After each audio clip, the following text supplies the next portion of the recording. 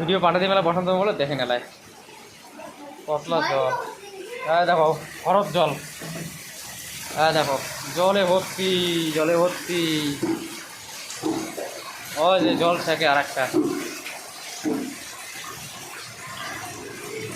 কি অবস্থা আমার এটাই। হ্যাঁ দেখো ঘরের ভিতরের জল।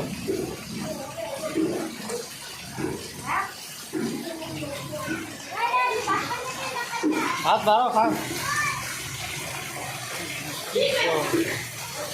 হ্যাঁ